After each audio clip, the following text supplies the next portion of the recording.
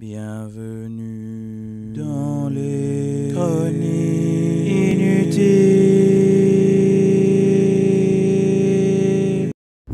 Bon ouais voilà, je suis à Rome, il n'y a personne mais c'est aussi il est minuit, il n'y a personne dans l'avion.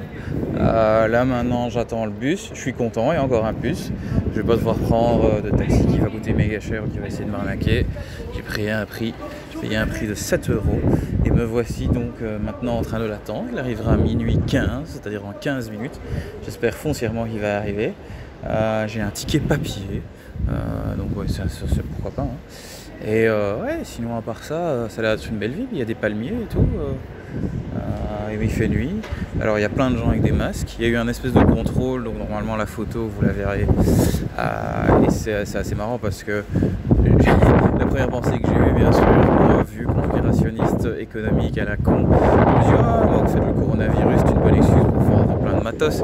Parce qu'en fait, donc il y a un endroit, tu te mets, le contrôle à l'aéroport, c'était quoi? C'était un endroit où tu te mets debout et genre ça teste ta température juste comme ça. Je me suis dit c'est pas mal ça. Au niveau vie privée, il n'y a pas trop de limites, on check direct ta température et sans machine. Moi j'ai pas vu la machine qui teste la température, donc je l'ai même pas vu en fait. Donc ouais, c'est assez marrant. Donc voilà, Rome, coronavirus, ça c'est l'arrivée, je vais le dire comme ça. François out.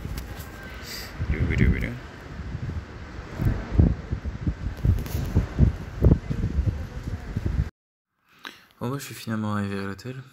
J'ai dû faire un petit voyage de la gare Termini jusqu'à trouver l'hôtel parce que déjà le GPS ne fonctionnait pas sur mon téléphone parce qu'il pleuvait. Du coup j'ai dû faire mon bon scout, mais j'ai trouvé. Donc voilà, je suis un bon scout. Et ouais, l'hôtel est sympa. Je crois que le gars a pris 10 minutes avant de venir m'ouvrir la porte quand je sonnais. Il s'attendait plus à ce que je venais à cause du coronavirus ou quoi. Mais donc voilà, je suis là. Qu'est-ce qu'il y a encore à dire? Oh, c'est vraiment basique de chez basique. Il y a une prise. Une prise. Et donc j'ai dû enlever la prise de la télé pour charger mon appareil photo et mon GSM en même temps. Donc en fait le chargeur de l'appareil photo là, il est en équilibriste sur la télé. Sur une télé écran plat, tu vois, qui est vraiment cheap, toute petite. Et voilà. Et donc ouais, c'est cool, demain je vais au Vatican. C'est marrant parce que moi je croyais que j'étais jamais allé. Et j'ai téléphoné à ma mère qui m'a rappelé, mais non mais François, t'es déjà allé en fait, on est déjà allé, donc je me souviens pas, donc c'est cool de faire ce pèlerinage seul, vu qu'à la base j'étais censé être accompagné, mais bon, soit, c'est cool de le faire seul aussi. Et voilà quoi, et donc j'irai au Vatican, j'irai faire un tour dans le parc, lire un peu, j'espère qu'il trashera pas trop, parce qu'apparemment il va dracher. Ouais, j'aurais bien aimé méditer là ou quoi, juste prendre l'énergie à la source du catholicisme, vraiment prendre l'égrégore et le laisser nourrir et tout ça, et ressortir avec le coronavirus. Mais donc voilà, ouais, ça va être cool. Donc maintenant j'ai un peu du mal à dormir, donc je me suis dit bon, autant faire un petit log. Et voilà, demain on verra, hein, je vais essayer de dormir. Réveil, bien dormi. Un nez peut-être un peu bouché, mais bon, en même temps, j'ai rien bu depuis hier matin, donc c'est un nez bouché, gorge sèche.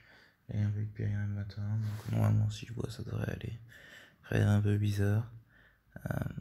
Plein de symbolisme de Jésus et en même temps, il y avait un ami qui était devenu officier pour une raison ou l'autre. Alors qu'il est juste prof. Je ne comprends pas la signification de ce rêve, mais en tout cas, je me réveille tranquille. Je suis prêt à aller au supermarché acheter du savon à boire et d'autres choses que j'aurais besoin. Et donc voilà, on va commencer la journée et aller au Vatican. Ce qui avait l'air d'une très belle ville en arrivant dans la pluie, je me rends compte que c'est une encore plus belle ville dans la... enfin, je veux dire, dans le soleil. Je veux dire, ce qui est marrant, c'est que c'est une couleur très orangée, très jaune. Un autre truc marrant, c'est qu'il y a comme ça des espèces d'eau, tu vois, des espèces de panneaux, de poteaux d'eau un peu partout qui donnent de l'eau. C'est assez marrant, mais sinon, ouais, la ville est assez vide. Je sais pas si c'est parce que le quartier où je suis. En tout cas, là, je vais vers le Vatican et ouais, on va voir quoi. En tout cas, là, je vais vers Manzoni, prendre le métro pour le Vatican ou Ottaviana. Ottaviana, je sais pas. Je pige absolument rien à l'italien, rien du tout. Heureusement que le langage des signes fonctionne toujours. J'ai pu m'acheter à manger, à boire, et donc j'ai environ 2 litres d'eau et du savon. Donc je pourrais me laver facilement partout où je serai. Voilà, c'est à peu près tout. À tout. Bon, je suis dans le métro et c'est trop marrant. Donc il est littéralement 8h30. C'est une station de métro complètement vide. Je veux dire, aussi bien à l'extérieur, c'était très vide. Je regarde le métro qui vient de l'autre côté, vide aussi. C'est vraiment impressionnant à quel point, finalement, en fait, la vie s'est complètement arrêtée, j'ai l'impression. Grâce ou à cause de ce coronavirus. En tout cas, c'est cool. J'avais peur pour mon agoraphobie. Et je me rends compte qu'il n'y a pas de raison d'eux, et qu'il n'y a personne. Alors oui, est-ce que ce coronavirus est dans l'air, oui ou non, je ne sais pas. En tout cas, il y a très peu de monde. Donc là, j'ai mis une photo. Si vous êtes sur YouTube, vous la verrez. Mais ouais, c'est trop marrant, quoi. Donc en route vers le Vatican. C'est marrant, c'est que je disais qu'il n'y avait personne.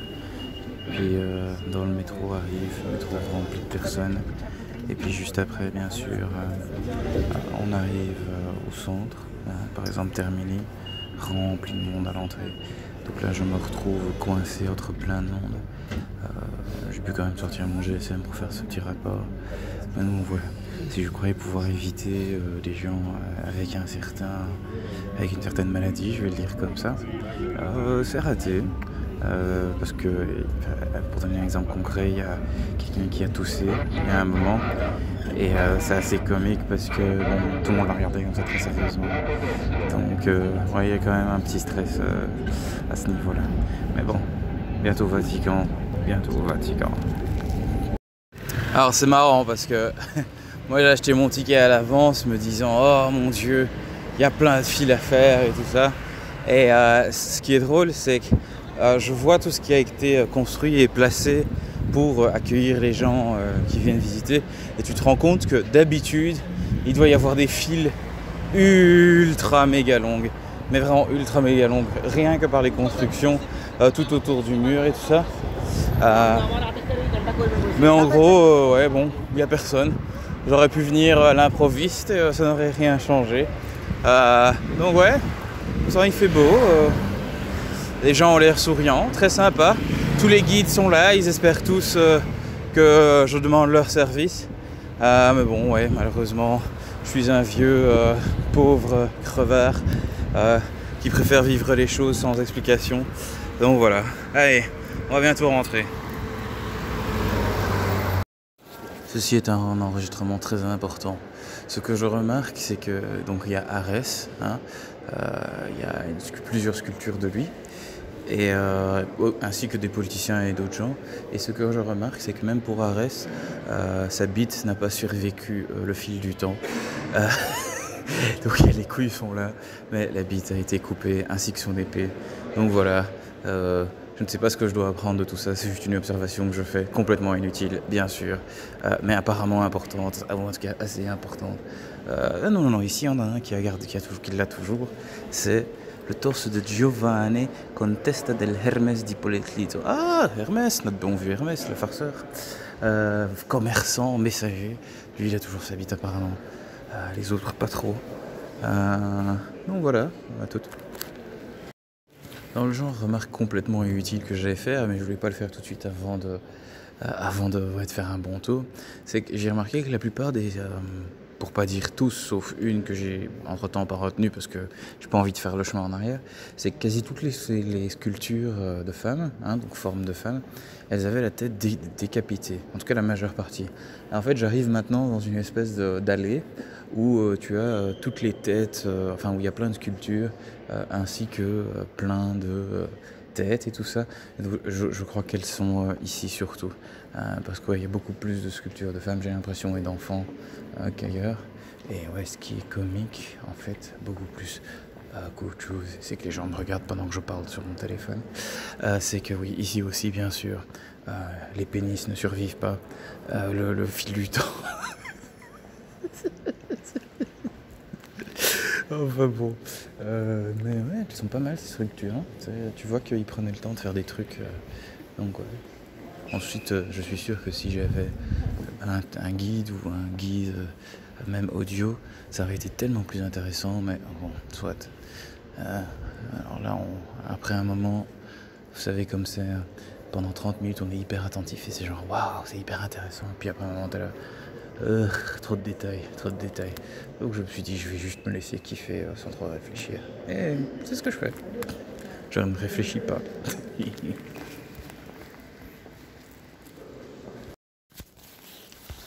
Vous remarquez peut-être ici que c'est beaucoup plus silencieux. C'est que je suis arrivé dans une sorte d'allée fantastiquement belle, où en fait il y a toutes les structures non cassées, les sculptures non cassées en fait, et ouais, elles sont quand même vachement belles. Et donc il y a tout, hein. Il y a Asclépios, il y a Hermès, il y a des dieux, il y a des empereurs, et je vous rassure, ils ont leur bite. Alors... et même les femmes, elles sont là, elles ont leur tête parfaite, et franchement... c'est pas mal. En fait, tout le monde sprint vers la chapelle Sixtine, j'ai l'impression, et du coup ne prennent pas de temps de regarder ici. Mais c'est vraiment beau. Vraiment belle allée, je sais pas c'est quoi le nom. Mais bon. Alors dans cette même espèce d'allée avec les sculptures toutes parfaites, sans problème, qui apparemment avait été volée par Napoléon, je viens d'apprendre, et qu'il a ensuite ramené. Donc le fait que Napoléon les ait volées ont peut-être aidé au fait qu'elles sont toujours en bon état, soit. On va pas trop réfléchir là-dessus. Mais ce qui est intéressant, c'est qu'il y a un endroit, je mettrai la photo, c'est genre... tout est aligné, tu vois, c'est-à-dire qu'il y a une espèce de urne, et puis il y a deux pans à côté de l'urne qui regardent vers l'une, et puis t'as deux gars qui pointent vers l'urne, et en fait cette urne elle est devant une fenêtre, et quand tu fais l'urne vers la fenêtre ouverte, ça pointe vers une espèce de building, et en haut il y a une sculpture, tu vois, et quand tu fais de la sculpture vers l'une, vers l'autre côté de la salle, ça pointe vers exactement vers une autre sculpture où il y a genre le sphinx ou je sais pas quoi. Et là je me suis dit, ah c'est marrant ça. Voilà des petits gens qui ont fait... je suis pas un expert en tout ce qui est architecture secrète ou je sais pas quoi, mais en tout cas ça c'était clairement fait exprès. Voilà, ça c'est le genre de truc auquel moi je fais attention bien sûr parce que je réfléchis trop même quand je ne réfléchis pas, mais c'est vraiment stylé que l'alignement est vraiment parfait. Donc ouais, l'architecte qui a pensé ce Vatican, ouais, il a quand même passé du temps à le faire. Et donc c'est cool parce que cette allée-ci, elle est nickel, le sol c'est mosaïque, il y a des trucs sur le sol, les sculptures sont belles. Voilà, je ne peux que recommander, hein. C'est cool. Je suis sûr qu'avec les explications, on sera encore mieux. Et donc dans cette même allée, hein, avec toutes les sculptures, toutes nickel, parfaites, hein, etc., volées par Napoléon. En fait, je viens de remarquer un truc en observant tous les petits noms. C'est qu'en fait, ce sont des copies de statues grecques, en fait. C'est assez marrant. Donc, en fait, toutes ces statues, c'est des copies romaines de statues originellement grecques, ou helléniques en tout cas. C'est assez marrant, parce que je me dis, à quoi... c'est pour ça qu'elle a... Enfin bon, j'avais déjà un peu regardé tout ce qui est le sujet de sculpture et tout ça, et comment en fait les sculptures romaines elles étaient un peu moins parfaites que les grecques. Et ouais, là ici, c'est marrant de voir, ah, non en fait tout ça c'est des copies romaines de statues grecques en fait. Donc voilà, détail intéressant. À toutes. Ouais, donc je sors à nouveau de cette avenue, et dans l'espèce d'avenue où il y a toutes les statues et les têtes romaines, hein, donc où je parlais, donc sans les pénis, et avec les têtes de femmes. Et ouais, il y a un truc qui est extrêmement clair, c'est que toutes ces statues romaines, elles sont vraiment pourries quoi, comparées aux Grecs, ou en tout cas une copie des Grecs faites par les Romains. C'est que les formes au niveau du corps ne sont absolument pas en proportionnel et tout. Les muscles sont bizarres, la forme des visages sont bizarres, là où la grecque était complètement parfaite. Donc ça voudrait dire que François a un petit tour à faire en Grèce en tout cas. Mais ouais, c'est intéressant. Voilà, ça c'est tous les gens que vous entendez, peut-être ou pas. C'est tous les gens qui sortent de la chapelle Sixtine. C'est genre voilà, enfin tu sais les espèces de groupes comme ça, en mode avec le guide qui porte, enfin avec plusieurs guides qui portent des bâtons de couleurs différentes en mode suivez-moi par ici. Donc voilà, ça c'est aussi un moyen de vivre ce genre d'endroit. Bon, moi je préfère y aller calmement et me laisser inspirer et toucher par tout ce qui est autour de moi. Mais c'est sûr qu'on peut faire le sprint avec un guide qui te dit tout, qui t'explique tout le plus rapidement possible et puis qui te donne une demi-heure pour prendre ça parce que ouais voilà, c'est ça le truc, hein. Faut être efficace, il faut être optimal, il faut faire tous ces trucs là le plus vite possible, hein.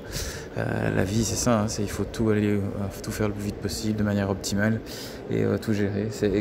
Quand on voit toutes ces belles sculptures, c'est exactement ce qu'ils faisaient, hein. Ça se voit que tout ça ils ont pris du temps et qu'ils ont tout fait à la chaîne. Et c'est pour ça que le résultat est extrêmement beau. Donc ouais, c'est ces vieilles civilisations, on avait le temps. Mais bon, il fallait quand même être efficace, hein. À toutes. Donc voilà, François prend parfois le temps d'écouter un peu en catimini les guides et ce qu'ils racontent. Et quelque chose d'intéressant vient de sortir. C'est que, en fait, les chrétiens, quand ils ont commencé à se développer ici, ils ont commencé à détruire certains symboles pour pouvoir mieux... En fait, c'est bien, hein, ce bon vieux Machiavelli, quoi, détruisez les symboles anciens et remplacez-les par les nouveaux, quoi. Et ouais, donc ce qui est marrant, c'est que moi, bien sûr, je fais le lien tout de suite avec d'autres trucs que j'ai vus, que ce soit Vijayanagara, hein, donc la capitale hindoue au centre de l'Inde, qui est détruite par les hindous du nord pour que la capitale se déplace vers Varanasi, que ce soit à Hagia Sophia en Turquie où je suis allé aussi, où là c'est en mode les musulmans ont commencé à détruire tout ce qui était chrétien, et puis ils se sont dit c'est quand même un beau building, on va en faire une mosquée. Donc voilà, ça c'est pas nouveau, nature humaine j'ai l'impression. Ce qui est beau et ancien, on le tue pour faire place au nouveau. Ouais, donc ouais, on peut se poser la question à quoi devait ressembler cet endroit du temps où les gens vivaient ici, où ils faisaient leurs trucs et tout ça. Parce que c'est vrai qu'au niveau architectural, c'est vraiment incroyable et tu vois qu'il y a une précision quand même au niveau de comment les choses sont arrangées. Comment les espaces sont arrangés. Alors on peut se poser la question, ouais, est-ce qu'ils ont reconstruit, à quel point l'Italie a reconstruit ou pas de manière moderne? Une très bonne question à se poser, je t'avoue que j'ai pas la réponse et je m'en fous un peu à ce niveau-là. J'invite la personne qui écoute à faire ses propres recherches là-dessus. Mais voilà, moi je fais des liens que je devrais peut-être pas faire et sur cela tout.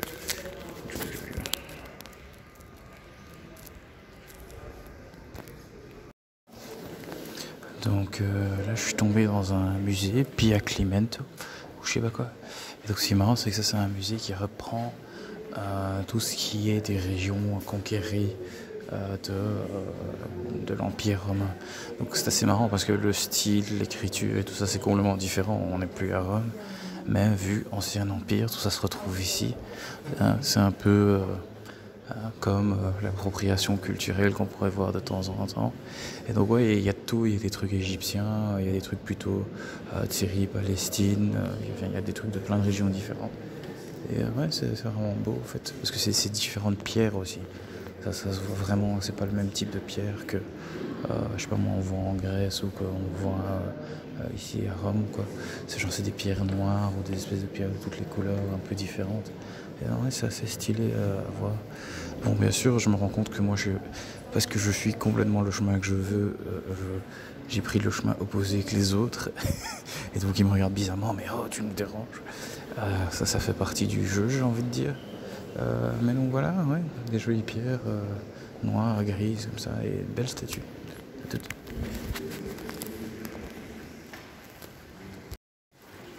C'est officiel, je suis parano. Ce que je faisais, c'est que dès que j'entends quelqu'un tousser, c'est genre, pff, je fais un saut vers le côté. C'est marrant parce que d'un côté, c'est pas avoir de la peur, parce que la peur, ce serait... Et puis, le corps se bloque. Non, ici, je sais pas, c'est du réactif, c'est quelqu'un tousse, pouf, je saute sur le côté. Et c'est marrant parce que je suis pas le seul, tu vois. C'est que vraiment, ils vont nous épuiser. Moi, apparemment, non, moi, ma réflexion, c'est que saute sur le côté, on évite ça. Mais ouais, voilà, c'est marrant de voir les réactions par rapport à ce fameux coronavirus. Ouais, sinon, ouais, enfin bon, rien de très spécial à dire. Hein. Tout ça, c'est très beau, plein de sorties. Il y a par exemple un endroit où je suis maintenant. Je vais peut-être prendre une photo et la mettre ou quoi. C'est genre t'as plein de petites statues dans des statues, puis il y a des peintures toutes belles, et puis au centre t'as genre un bateau et un vieux, bon ça sert à rien que je décrive parce que je sais pas décrire, mais c'est genre ouais ok ici c'est juste une salle où tout est peint et ça se voit que c'est fait à la main et que c'est hyper détaillé et tout, avec des statues qui complètent et qui vont parfaitement avec les peintures. Et donc ouais tu te dis ok bon ils avaient le temps quoi. Je m'imagine pas trop ça aujourd'hui. Carrément de faire des statues qui sortent en même temps de la peinture et tout. C'est quand même stylé, je trouve. Donc voilà, j'ai envie de dire, venez quoi.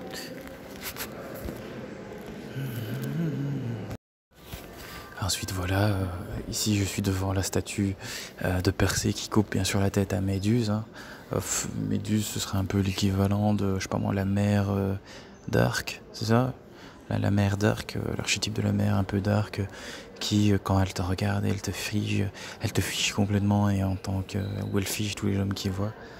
Je trouve ça assez indicatif de toute la outrage culture, hein, la culture de la scandalisation d'aujourd'hui. Et donc notre cher héros Persée coupe la tête de tout ce mouvement pour qu'ensuite nous on puisse être libres et que tout ce dark énergie ne fige plus les gens et qu'ils se laissent s'exprimer, laissent être libres. Merci Persée. On doit s'inspirer de ces anciens mythes bien sûr et faire des analogies à la con comme je le fais. Parce que ça c'est le meilleur moyen bien sûr de raconter des choses et faire des analogies qui n'ont pas ou peut-être très peu de sens. Mais en tout cas, je me permets de les faire parce que, what the fuck, je fais ce que je veux. À tous. Bon, voici une photo d'un bain.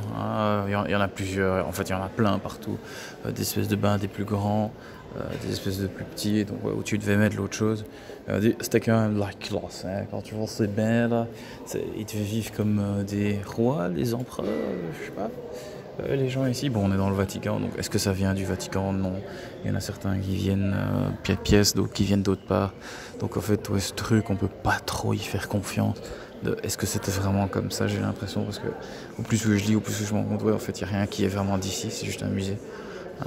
Donc bon, c'est cool, hein, ils font leur truc, c'est pas grave, ils font leur business, c'est un peu obligé. À tout. Un autre truc assez intéressant, ou en tout cas marrant que j'observe, c'est en fait. Tu vois les touristes extrêmement expérimentés, ils sont là, ils ont leur selfie stick, mais sauf qu'ils sont vraiment doués, ils font pas que des selfies avec, et c'est genre, ils passent entre les, enfin, ce que je viens de voir, donc c'est une meuf comme ça japonaise, elle ouvre son selfie stick, elle passe entre 5 personnes, elle prend une photo, et j'ai regardé la photo, genre c'était ultra parfait, tu vois, et je me suis dit, ah ouais putain, c'est pas la première fois qu'elle fait ça quoi, et là maintenant je l'observe, ouais ok, elle le refait à nouveau, sauf que là c'est le parfait selfie avec elle, entre elle et elle, avec l'espèce de truc derrière elle, tu vois, enfin l'espèce de statue derrière eux deux. Et donc ouais, c'est quand même un certain talent. Moi, quand je vois de l'art, quand je vois de la maîtrise devant moi, je give props et je give de respect quoi. Par contre, il y a un truc. Là, je suis devant la grosse statue de bronze et je me pose quand même la question de qui c'est. Il a genre un méga gourdin et une espèce de truc, comment on dit ça? Une espèce d'essuie avec en forme de griffe. Et ouais, malheureusement, il n'y a pas le nom. C'est quand même assez bizarre. Ouais, bon. Je suppose que c'est un bon vieux teaser en mode ah ok, ils veulent pas qu'on sache qui il est. Prenez un guide et vous le saurez. Donc ouais, je prends quand même une photo de celui-là, comme ça vous voyez de quoi je parle. Mais ouais, au niveau de la tête, c'est pas parfait du tout. Hein. C'est pas grec, hein. C'est romain. Bam, dans votre gueule, les Italiens. Alors pour les nuls, comment s'exulter pour n'importe quoi. En fait, c'est très simple. Enfin, pourquoi je dis ça? C'est qu'il y a tout un groupe de gens qui s'exultent devant un truc. Et puis moi, je suis là, bon, là, il doit y avoir un truc important. Et donc, je vais voir. Et ça, c'est la photo en question. Je suppose que c'est un truc important. Mais bien sûr, moi, je suis complètement ignorant. Et ouais, c'est tout à fait OK. Hein. Mais c'est juste marrant de voir. Ah ouais, OK, c'est pas mal. C'est une belle mosaïque. Est-ce que c'est plus beau que d'autres trucs? Ici, je trouve pas forcément. Je suppose que ça doit avoir plein de symboliques que je ne maîtrise pas, mais bon, voilà, on s'en fout, hein.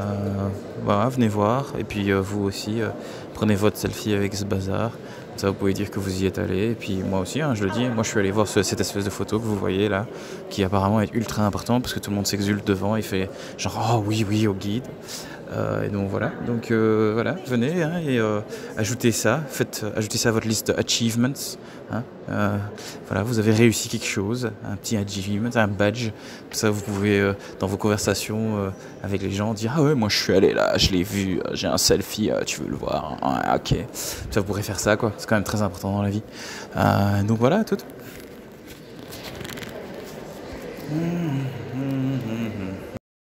Donc là, je suis dans l'allée vers la chapelle Sistine, hein, qui est la plus loin, je la vois en fait.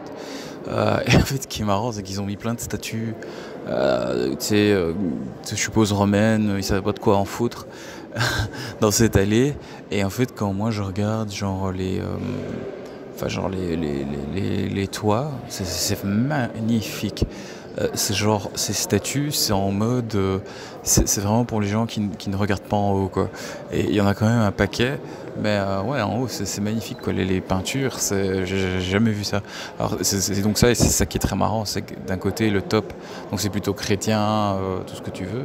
Et donc il y a le même délire, des espèces de peintures et en même temps sculptures et peintures qui sont bien mis ensemble. Ouais, et puis ensuite en dessous, t'as genre l'espèce de statue qui ressemble à rien.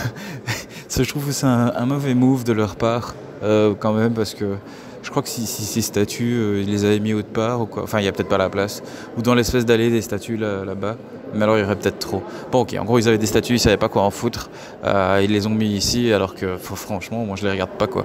C'est juste parce que voilà, les peintures là au-dessus, elles sont juste incroyables. Voilà, donc, ouais, à toutes. Alors, je sais pas, un moment d'universalité que moi je trouve fantastique. Euh, enfin, je sais pas si c'est politiquement correct ce que je vais dire, mais en gros, il y a un couple de lesbiennes là devant moi et elles se tiennent par la main. Et en fait, là où je trouve que ça touche l'universalité, c'est qu'il y en a une qui aime clairement beaucoup plus l'autre, qui veut tenir par la main et tout. Et genre, on est un couple et on s'adore. Puis t'as l'autre qui est en mode, oh putain, quoi, sérieux, on va se tenir la main tout le temps. Et étant le mec qui a déjà vécu ce genre de situation, genre on n'a pas besoin d'être tout le temps intime ou quoi que ce soit, laisse-moi tranquille. Je me dis waouh, c'est un truc qui passe les frontières, c'est pas juste un truc de couple hétéro. À toutes. Là je suis dans l'allée des tapis. Et je suis très sérieux. En fait c'est toute une sorte d'allée où il n'y a que des tapis en fait. Et franchement, c'est incroyable. Alors apparemment, ils sont faits de Raphaël, si je comprends bien ce que le guide dit ici. Et ouais, tu te dis, putain, le niveau de détail pour ces tapis, c'est vraiment incroyable. Et ouais, donc c'est marrant, il y a un peu de tout, hein. Il y a des scènes de riches, il y a des scènes de gens pauvres. Enfin, c'est dingue. Je savais pas que... Pour le coup, je suis vraiment sur le cul, c'est que je savais pas que on pouvait faire ça avec des tapis. Et donc là, par exemple, une que je vois ici, c'est genre, oh, il y a la Vierge Marie qui est là, et puis t'as tout le monde qui veut se ramener, et puis il y a la sainteté qui descend vers elle, et donc t'as même des éléphants qui sont en mode, oh, Vierge Marie, on t'adore, t'es trop belle. Donc voilà, ouais, c'est vraiment cool. Ouais, venez. Et donc voilà, dans l'allée des tapis, la photo que vous voyez tout de suite, c'est pour moi le tapis inutile, qui représente le rien, qui représente le vide, qui représente l'imagination, c'est-à-dire que tout est possible. Qu'est-ce qu'il y a sur ce tapis? Est-ce qu'il y a un gars qui se masturbe sur ce tapis? C'est complètement possible. Est-ce qu'il y a la révolution féministe sur ce tapis? Mais c'est complètement possible. C'est quand on est dans le rien, quand on est dans le vide, tout est possible en fait. C'est que le rien, l'inconnu, il y a une potentialité énorme qui fait que aussi bien la gauche et la droite et que le haut et le bas sont mélangés et se partagent main dans la main une chose, bon voilà, inutile quoi.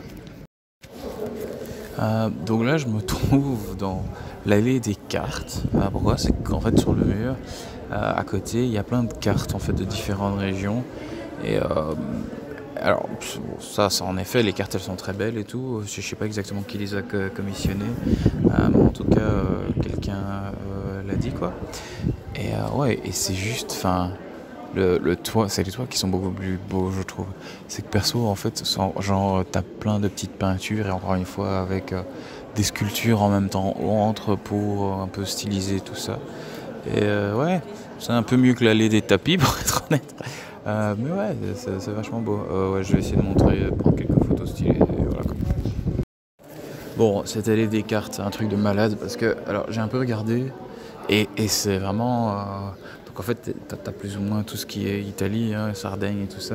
Et petit détail sur la Sardaigne, c'est que sur la carte, normalement, dans la photo, vous verrez que j'ai mis genre. Il y a un petit monstre, donc voilà, c'est une sorte de Léviathan, donc voilà, en Sardaigne, au sud-est de la Sardaigne, c'est là que se trouve le Léviathan selon tout ça. Mais bon, un peu de sérieux, c'est incroyable à quel point quand je regarde le toit ou les décorations à côté des cartes, comme en fait c'est tout le temps différent, moi ça m'a vraiment fait flasher, ça me fait un peu flasher, c'est genre, ah oui ok, les mecs ils sont allés en détail, ils font des sculptures selon chaque région. Et ouais, c'est dingue quoi. Ouais, t'as vraiment. Ouais, chaque peinture est différente, chaque statue est différente. Et c'est presque en mode, ils les font différentes parce que chaque région est différente aussi. Et donc t'as des photos de chaque région, de genre de ce qu'ils font, de ce qu'ils mangent, à quoi ça ressemble et tout ça. Et des photos de Dieu qui descendent. C'est vraiment stylé. Voilà, à tous.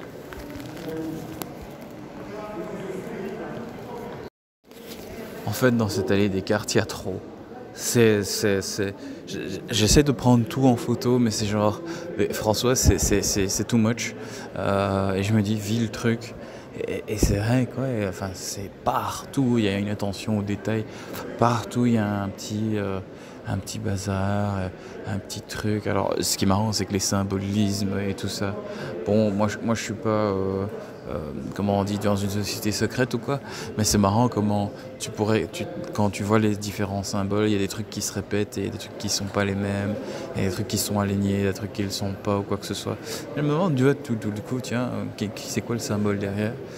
Je me le demande 2 secondes et puis parce qu'ensuite je crois pas que j'ai envie d'aller chercher par après, mais c'est genre il y a quand même plein de détails partout, en fait même dans les cartes c'est qu'ils mettent des photos des villes, donc typiquement t'as la région qui est de Etruria, hein, où il y a Florence, et ben, typiquement sur sur cette photo de carte, tu as une peinture de la ville de Florence en fait, juste en dessous, tu vois. Et donc, et ça c'est pas que sur celle-ci, c'est un exemple, mais donc c'est un peu partout le cas quoi. Donc les mecs c'est en mode on fait une carte et en même temps on monte une photo de la ville, en même temps on monte pas juste une photo de la ville, mais à quoi elle ressemble quand on y arrive, une photo de ses défenses, une photo des animaux aussi.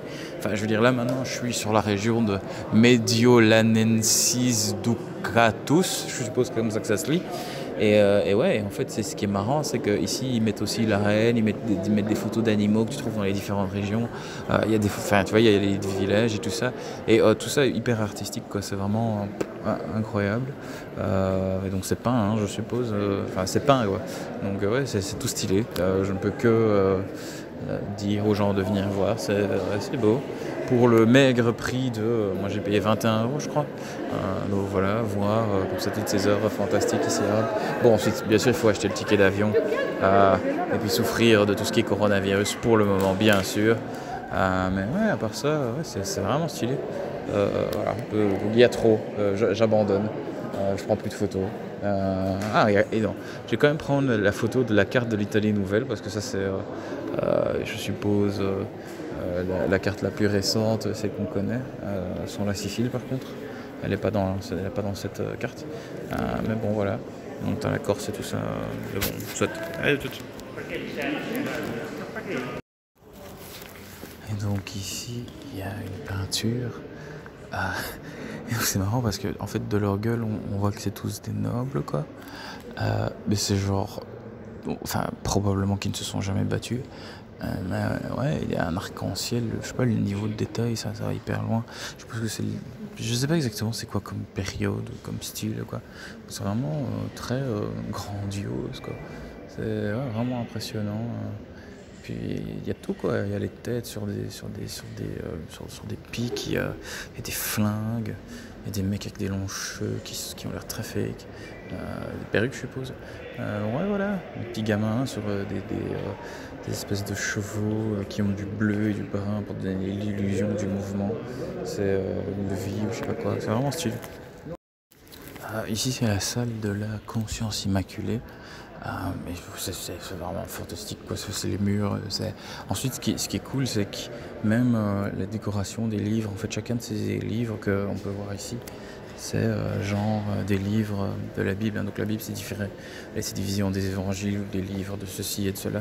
En fait, ils sont tous là, en fait, à côté de cette espèce de tous ces trucs-là, et puis de la Vierge, comme ça. Donc ouais, vraiment stylé. Donc là c'est marrant parce que je sors et donc tu sors de ce truc et t'arrives comme ça dans un endroit qui est un peu... je vais me taire, ça sert à rien. Mais c'est genre il y a un long chemin blanc qui est complètement en travaux. Je suppose qu'ici normalement il y avait moyen de marcher sur les marches extérieures. Mais bon c'est un peu en travaux donc si vous venez à votre temps vous n'aurez pas ce moment un peu décevant. Mais ça fait un peu de bien d'avoir de l'air frais parce que là j'étais tout le temps à l'intérieur en train de faire waouh waouh waouh waouh waouh et donc là maintenant je me permets d'avoir un petit moment tranquille dans l'air frais, un peu seul parce que moi bien sûr je prends le temps de tout regarder, de kiffer et donc ce qui se passe c'est qu'il y a plein de gens qui se ramènent, je suis toujours pas à la chapelle Sixtine, il y a 2 heures qui sont passées. Alors qu'en fait j'aurais pu sprinter et juste me casser, hein. Mais je me dis bon, je suis là, autant faire le tour. Voilà, je suis arrivé. Et donc là je suis dans une salle avec un toit, et donc dans le toit je suppose qu'il y a plein de saints parce qu'il y a plein d'ailes ou des anges ou je sais pas quoi, et même chose, les murs vraiment super bien foutus. Et ouais putain, c'est quand même pas mal tout ça. C'est genre, t'as le Christ et tout, et puis oh mon Dieu, oh ça c'est beau. En fait sur le toit il y a une photo, et c'est genre t'as le Christ en haut, au centre, et puis t'as une statue d'un dieu romain ou d'un truc comme ça, ou grec, qui est mort en dessous. Donc c'est vraiment le christianisme vainc le païanisme des Romains. Trop marrant. Comme quoi, ça c'est quelque chose de naturel que l'ancien se fasse tuer par le nouveau, détruire. Et ici c'est carrément mis en peinture sur le toit, quoi. Donc ouais, c'est marrant quand même. Ouais, qu'est-ce que ça dit sur notre société actuellement? Je me demande qu'est-ce qui va être détruit de notre société actuellement et vers quoi ça va. Est-ce qu'on sera tous musulmans bientôt ou tous intersectionnels, et ou est-ce qu'on sera tous, je sais pas moi, morts, ou est-ce qu'on vénérera les intelligences artificielles? Tant de questions que m'inspire cette photo photo, j'appelle ça photo alors qu'en fait c'est une peinture, que cette peinture du Christ qui regarde la mort des Grecs et Romains. Ok, il y a une alarme, marrant. Donc il est temps de fermer ma gueule, je la ferme. Bon, j'ai plutôt capté entre temps que tout ça c'est Raphaël en fait, le peintre. Je me disais bien que ça devait être un de ces grands 4, les grands 4. Et en fait, ce qui est comique, c'est que, et pour moi en tout cas, je vais sortir d'ici, c'est qu'en fait, il y a des trucs qui sont mieux restaurés que d'autres en fait. Et ça c'est quand même dommage. Donc typiquement la salle où il y avait le Christ et la statue morte, hein, la statue détruite. Typiquement là il y avait toute une partie qui était en travaux, et oui ils sont en train de les restaurer. Et donc ici la salle juste après, ce que je remarque c'est que le niveau, au niveau des couleurs et de la qualité, c'est beaucoup moindre. Donc à mon avis au niveau de restauration ils ont pas dû faire ça, ce qui est normal, hein, ça reste pas ultimement bon, mais donc ouais c'est juste dommage. Mais bon ensuite c'est quand même pas mal de pouvoir voir tout ça.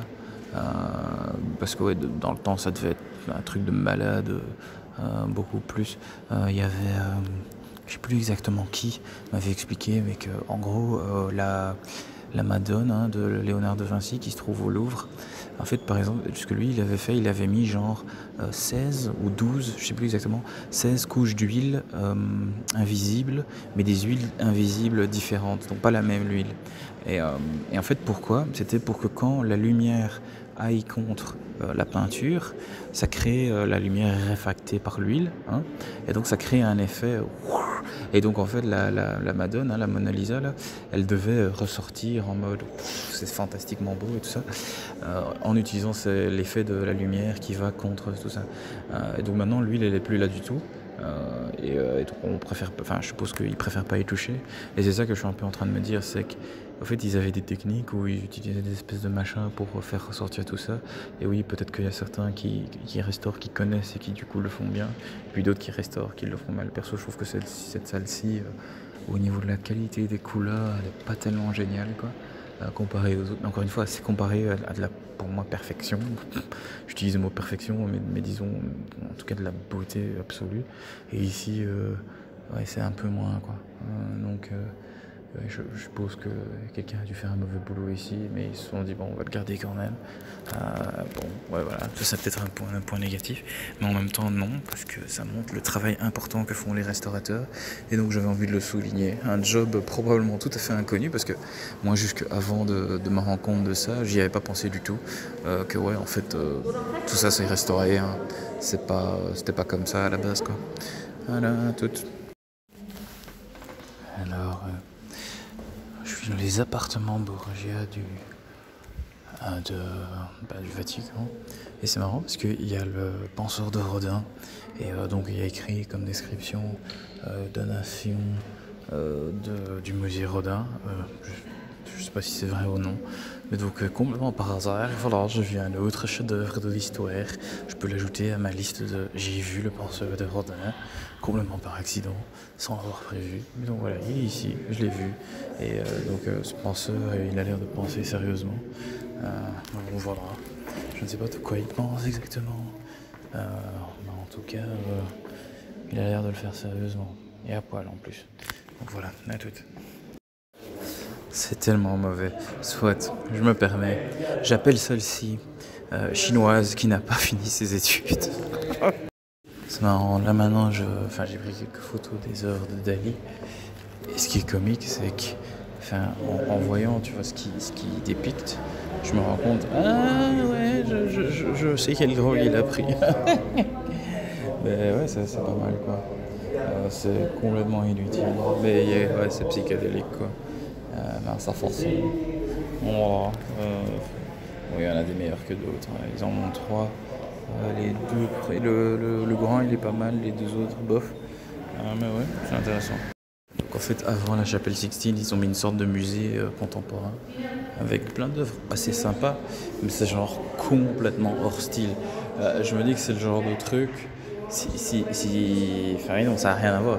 Quand tu vois ces anciens là, de la Renaissance qui font des œuvres ultra belles, parfaites, qui vénèrent de Jésus et Dieu, et blablabla, et tu vois et les couleurs et les visages et tout ça, hein, ultra, on essaie de rendre la réalité plus belle, tu vois. Puis ici, tu as ces trucs contemporains qui sont en mode ouais, ben non, cassons les règles, tout ça, enfin, je sais pas, hein. C'est cool, moi j'aime bien, mais c'est vrai que ça n'a rien à voir. Et donc du coup, pourquoi je raconte tout ça, c'est qu'en fait, la plupart des gens, ils en ont rien à foutre, ils sprintent. Du coup, je sais pas, je me pose la question, est-ce qu'il faudrait changer l'ordre des choses ou quoi, ou je sais pas, créer un autre musée contemporain ou mettre toutes ces œuvres. Parce que c'est vrai que là, il y a personne qui en a rien à foutre. Je crois qu'il y a peut-être 2-3 autres personnes avec moi qui font un peu le cycle, mais sinon la plupart rien à foutre, quoi. Ils sprintent vers la chapelle Sixtine et sinon ils s'en foutent complètement, quoi. Alors que c'est pas mal, hein, les œuvres sont pas mal. Genre là il y a une sculpture qui est plus ou moins volante de la Vierge Marie avec je suppose Jésus dans son ventre. Enfin tu vois, c'est cool. C'est juste, c'est différent, c'est moins impressionnant. Et donc oui, je me pose la question de oh non, ils gèrent l'énergie, c'est ça. En fait, les mecs, ce qu'ils font, c'est ils te font dégoûter avec du contemporain qui ressemble à rien, pour qu'ensuite la chapelle Sixtine, c'est genre waouh, fantastique. Et au fait, il y a Pinocchio aussi, comme œuvre contemporaine que je vois là. C'est genre ouais, c'est genre un bout de bois qui sort d'une peinture. Normalement, la photo devrait apparaître. Et donc voilà, il y a tout et c'est créatif. Il y en a certains qui sont créatifs et qui sont sympas, d'autres, je suis là, ouais, fuck that shit. Mais donc voilà, bon, je sais pas combien je payerais pour ces œuvres, mais bon, en tout cas, elles sont là, elles sont présentes. Et puis il y en a une qui est genre une peinture cassée, c'est pas mal. Enfin bon, soit je vous montrerai visuellement, c'est plus cool. Tout. Ouais, donc je suis dans la chapelle Sixtine. Bon, entre-temps, ayant passé par plein de trucs, j'avais certaines attentes de ce que ce serait. Et ouais, c'est exactement ça en fait. C'est comme l'allée des cartes, donc plein de détails minuscules partout, mais du coup tous autour de différents papes. Donc il y a différents papes qui sont là, tous représentés. T'as différents saints, t'as différentes images de l'histoire de la Bible, quoi. Si je me trompe pas, ça c'est par exemple Moïse qui ferme, tu vois, qui fait tomber, enfin ou en tout cas ils sont passés de l'autre côté de la mer et donc du coup tu as les gens qui se font avoir par la mer qui se referment sur eux, hein, dans les trucs. Enfin bon, il y a plein d'histoires, quoi. Tous des moments importants. Ouais, c'est vraiment le détail. Et en fait, moi, ce que je croyais, ou en tout cas ce que j'avais peur, en tout cas, c'est que, ouais, c'est que fondamentalement, cette espèce de truc, ah mais c'est un autre peintre, c'est pas Raphaël. Ok, pourquoi je dis ça? Ce que j'avais peur, c'est que le truc de Raphaël, en fait, ce soit en mode, parce que lui, les gueules, en fait, qu'il fait, c'est genre tout le temps hyper scandalisé. Et ici, non, c'est un peu différent. Enfin, il y a des gueules un peu plus normales, basiques. Il n'y a pas des expressions grotesques comme ça. Et donc voilà. Et ouais, donc il y a les images, dont la fameuse grande image de Dieu et d'Adam qui veut toucher Adam. Et puis, en fait, ce que je savais pas, c'est qu'il y en a d'autres. Donc t'as Dieu qui fait hey, regarde par là. Et puis, hein, quoi? Et puis il monte, c'est putain un autre Dieu qui monte ses fesses ou quoi. Je sais pas trop, je comprends pas tout. En tout cas, ouais, c'est style. C'est très style tout ça. Donc ouais, je vous le conseille. On peut pas prendre de photos, donc pour le coup, je n'en prends pas, hein. On va être respectueux quand même un tout petit peu, c'est quand même un endroit sacré, même si tout le monde a payé un prix pour consommer le produit qu'est la chapelle Sistine. Bon voilà. Et donc ouais, il y a un peu de tout, il y a plein de monde, et du coup, par souci de coronavirus, je vais me casser. Mais ouais, donc t'as même un hôtel, enfin pas un hôtel, je sais pas comment ça s'appelle, la balustrade où le prêtre fait son sermon, je sais pas quoi. Mais non, voilà, je vais pas rester très longtemps parce qu'il y a trop de monde pour vraiment apprécier, ça parle trop. Et ouais, ça parle trop. Je vais peut-être aller, je crois que je vais aller au vrai Vatican, là, trouver une petite église, aller méditer là ou quoi, ça va être cool. Je crois pas que ce sera possible, mais bon, qui rêve. Je n'ai pas de super punchline pour terminer cette phrase. Du coup, ouais, à tout ça.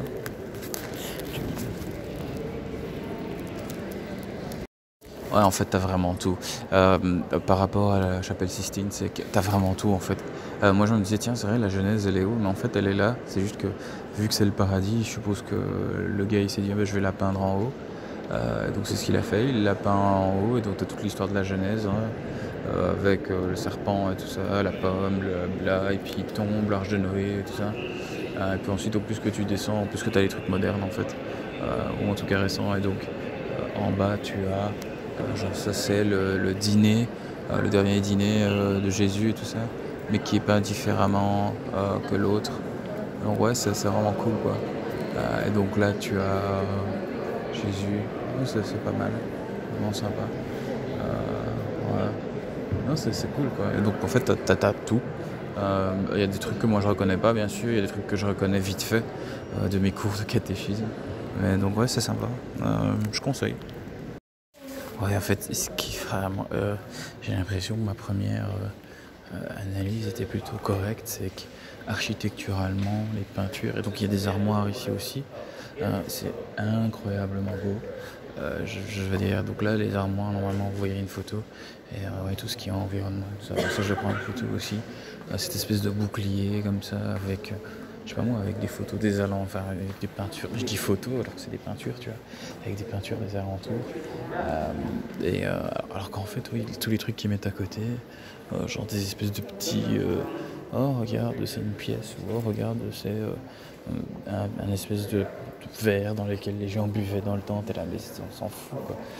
Je sais pas, ouais, l'architecture à ce niveau-là, elle est vraiment, vraiment belle. Et juste les peintures et comment ils ont décoré ça, c'est vraiment incroyable. Je conseille en tout cas. Vous remarquerez cette photo, cette stèle, devant laquelle normalement, enfin oui c'est les deux, devant laquelle on se prosterne pour vénérer la Sainte Marie et son fils Jésus. Et moi j'adore parce que là c'est vraiment en mode ouais, moi je suis trop cool, t'as vu, je suis Jésus et ouais, moi je suis Madame Marie, je suis trop cool, t'as vu mes yeux, ma posture. Ouais. Je sais que j'essaie d'être neutre, mais ça fait juste trop cool. Mais bon, en tout cas, voilà, tout va bien. Et voilà. Oh putain, je reçois un SMS disant bonjour François, merci de ton appel, pardon, mais il n'y a rien qui s'est passé. Du coup c'est genre, ok, vive les SMS qui servent à rien. Mais allez, à toutes. J'ai trouvé enfin une salle fantastique avec peu de monde. Super pour l'agoraphobie ça. Et il y a des tapis géants. Je vais probablement faire une vidéo, quelque chose comme ça. Et genre il y a, je crois que c'est Jésus post crucifixion qui va au ciel avec les deux voleurs à côté de lui, mais je suis pas sûr. Enfin voilà, t'as différents trucs. Et puis t'as plein de grands tapis, mais vraiment des méga grands tapis quoi. Je me dis que ça doit être cool de dormir là-dessus, disait François. Et je peux enfin me reposer les pieds. C'est cool parce qu'ils ont mis des chaises en bois. Et franchement c'est pas mal. Bonne ambiance. Bon, bien sûr quand je le lis il y a des gens qui rentrent. Mais en fait vu que c'est plus ou moins à la fin, donc c'est après la chapelle Sistine, après être quitté cet endroit, t'as encore des trucs à faire. Mais en fait en entendant un peu les gens qui parlent français, néerlandais ou anglais, c'est genre comment est-ce que je vais le plus vite possible à la chapelle Sistine et comment est-ce qu'on se casse le plus vite. Ouais, c'est optimal quoi. C'est un peu dommage parce que en fait là malheureusement j'ai peut-être pas assez dormi, puis il y a peut-être le coronavirus qui m'affecte, mais c'est vrai que j'aurais dû venir plus préparé, plus zen, parce que même avant d'arriver à l'espèce de chapelle, je me suis rendu compte, merde, putain, j'ai plus de concentration, il y a trop de beauté, there's too much. Et donc là maintenant je me retrouve, ouais, en fait si je pouvais prendre et juste rester 30 minutes, me faire une pause de l'esprit, ce serait pas mal. Ce que je suis en train de faire, il y a un gars de la sécurité qui me regarde parce qu'il voit que je suis déjà là depuis une quinzaine de minutes. Mais bon, soit, écoute, la vie c'est la vie. J'ai besoin de me reposer, Donc ouais, quand vous avez besoin de vous reposer, reposez-vous, c'est ça la vie. Hein. Donc c'est marrant, hein, je sors enfin de la partie musée parce que j'avais pas compris qu'il y avait une partie musée et une partie normale. Et genre quand en sortant de la partie musée, en fait il y a toujours personne quoi. C'est genre il y a que des gens qui sortent, mais il n'y a pas vraiment de vrais événements et tout ça, donc ça c'est un peu marrant de se rendre compte que ouais, ok, genre coronavirus c'est ça. Donc une espèce parce que en fait là il y a tout un endroit qui est vraiment clairement fait pour une file. Donc une file réservée, une file non réservée, tu vois. Et là, ouais, en fait, il y a personne, quoi. Donc, ouais, c'est assez marrant comment, au niveau tourisme, bam, coronavirus a bien buté le truc. Je suis bien content de ça, d'ailleurs, parce que ça veut dire que j'ai pu faire tout ça tranquille, sans qu'il y ait trop de monde et tout ça, et donc qu'il y ait une bonne énergie. Et donc voilà, maintenant on va vers l'église, faire plaisir à la maman. Et voilà, à toutes. Je suis dans la place Saint-Pierre, je crois, ou en tout cas, je suis dans la file pour rentrer dans la basilique Saint-Pierre, allumer quelques bougies et faire quelques prières, hein, parce que bon, on est quand même dans l'endroit soi-disant saint des catholiques. Donc voilà. Donc c'est cool, c'est vraiment beau, enfin très beau. Il y a des mouettes, les gens sont cool, peu de monde. Normalement il y a plein d'endroits pour s'asseoir si on veut faire la messe, je crois. Une espèce de grosse TV, même chose pour faire la messe. Donc ça doit vraiment être sympa en fait, le pape il doit se mettre là devant, faire sa messe comme ça. Puis t'as plein de gens qui regardent de partout. Ouais, je sais pas, je vais peut-être rester, voir ce que c'est comme ça, une espèce de marée de gens. Voir si c'est tellement différent de l'église, je sais pas moi, Saint-Gilles ou quoi. Ouais, on va voir, je suis curieux. Enfin bon, là pour le moment, je fais la file pour rentrer. On verra ensuite. Voilà, je ressors de la basilique Saint-Pierre là. Je suis dehors. Et ouais, c'était une expérience. Il y a comme ça des endroits qui sont très chargés. Alors ouais, c'est ce même délire que le reste du Vatican. Enfin, parce que j'ai vu jusqu'au Vatican jusqu'à présent dans l'architecture là de l'endroit où t'as la chapelle Sixtine, enfin, les musées quoi. C'est quoi, super beau, hyper précis, incroyable. Et le truc à ce niveau-là, c'est que finalement j'ai décidé de pas prendre de photos. Vu que ce sont des espèces d'endroits qui sont si beaux de par eux-mêmes, il faut venir les découvrir. Et ouais, voilà. Et c'est marrant parce qu'au niveau énergétique, quand je suis rentré, j'étais tout crevé, genre oh putain, pas envie. Puis je suis allé là, j'ai fait ma prière, je suis sorti, j'étais tout zen quoi. Il y a vraiment quelque chose là-dedans. Et c'était un truc basique, hein, mais c'est ouais, il y a quelque chose qui s'est passé quoi. Donc voilà, même si vous n'êtes croyant, pas croyant, spirituel, pas spirituel, venez à la basilique Saint-Pierre, il y a quelque chose. C'est du même ordre que... ouais, le genre de truc que j'ai senti comme ça, c'était quand j'étais à Sultanahmet. Je crois que c'était Istanbul. Ou quand j'étais dans le temple, là au milieu, sur Kalinchok au Népal, ou quand j'étais... à l'endroit là, des Sikhs, l'endroit sacré des Sikhs là, j'oublie complètement le nom et même l'endroit, mais ouais, il y a des endroits comme ça qui touchent, et donc ouais, je ne peux que dire aux gens d'y aller et de vivre ça pour eux-mêmes, et voilà, et on en reparle, hein. À toutes. Alors, je viens de manger, donc comme sur la photo normalement. Ah marrant, summertime. Sauf qu'on est en hiver. Mais c'est le morceau qui est... Voilà. Mais ce que j'allais dire, c'est que donc cette pizza extrêmement bonne. Et j'ai payé 2,50€ pour disons 3 grosses parties, quoi, ou 2 grosses parties. Il a coupé en 2. Et ouais, c'était marrant parce qu'il pesait le truc et puis il m'a fait goûter. Et au niveau goût, je me suis dit, tiens, si toutes les 4 fromages étaient comme ça, eh ben, je mangerai tout le temps de la pizza. Le pire dans cette histoire est que je me dis que en fait c'est probablement une pizza de merde et donc et qu'il y a probablement beaucoup mieux.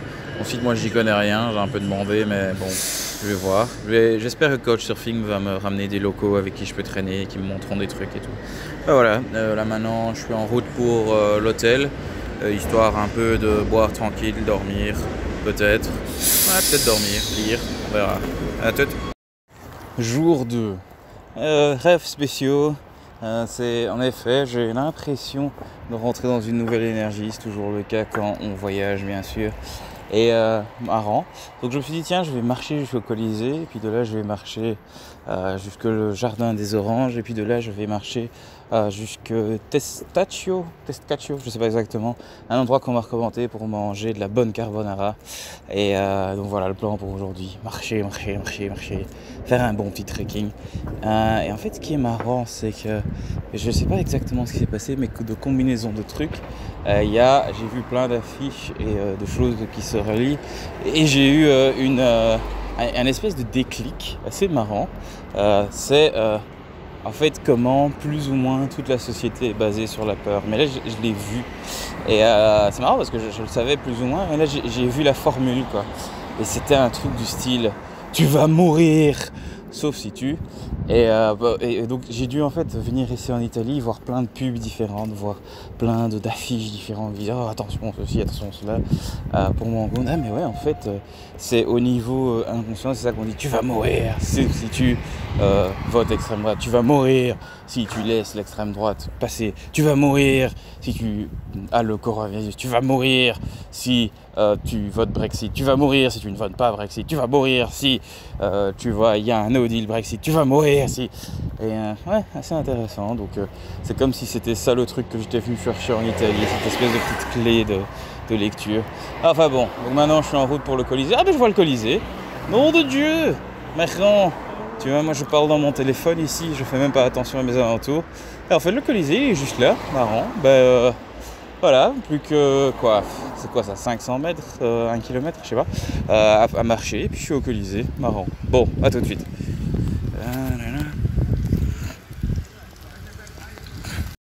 Hier, j'ai été manger dans un espèce de resto, le Saloon, ça s'appelait Il Saloon, un truc dans le genre. Et en fait, c'était genre une sorte de fast-food où ils faisaient du pain et ils mettaient des hamburgers dedans avec des trucs comme ça. Et je me suis dit, ouais, c'est fast-food, c'est pas trop cher, c'est bon. Ça, c'est bon, ça, c'est parfait pour un gars en budget comme moi. Et en fait, c'était super bon. Juste pour la simple bonne raison que tous les ingrédients individuellement étaient bons. Donc typiquement, le pain était super bon. Vraiment, ça se sentait, le hamburger, la peau était... Enfin, la viande était toute bonne. Il y avait du ricotta et tout, vraiment très bonne qualité. Il y avait du cheddar, mieux que le cheddar que j'ai mangé en Angleterre. Et puis je me suis dit, ah, bah tiens, en fait, voilà comment on se nourrit bien. Bah, c'est simplement avoir de bons ingrédients. Parce qu'ensuite, ce qu'il faisait, c'était pas très compliqué. J'ai un peu regardé. Oui, il a juste fait chauffer et puis il a mis les ingrédients dessus. Donc ouais, voilà, comment bien manger, avoir de bons ingrédients. Ça paraît con à dire, mais ouais, en effet, ça change tout à fait le goût et ça rend tout plus bon. Donc est-ce que je vais retourner aujourd'hui, ce soir là-bas? Je ne crois pas, mais bon, en tout cas, ouais, ça c'était bon. Je le recommande, bon, même si c'était juste un fast-food, quoi. Voilà, tout. Donc là, je suis allé dans un parc avant le Colisée. Qui est un peu en hauteur, comme ça j'ai un peu vu sur le Colisée. Malheureusement, il y a plein d'arbres dans le chemin, donc on voit pas grand chose. Mais donc comme la photo le montre, je me suis préparé mon sandwich pour la route. Et donc j'étais plus ou moins encerclé par tous des oiseaux. Puis une fois fini, je me casse et en gros, tu as tout un nombre de corneilles et pigeons qui se sont tous agglutinés sur l'endroit. Et ce que j'ai remarqué, c'est que j'avais apparemment laissé tomber un bout de pain. Et puis tu avais genre la corneille qui l'a eu, elle est genre en mode ah, elle est ferme, c'est mon bout de pain. Et puis t'en as d'autres qui étaient en mode ah non, attaquez-le. Et il y avait une guerre qui s'est mise. Et donc la photo que normalement vous verrez ici, bah, c'est donc c'est bien sûr le chaos que j'ai laissé derrière moi en laissant un bout de pain. À toutes.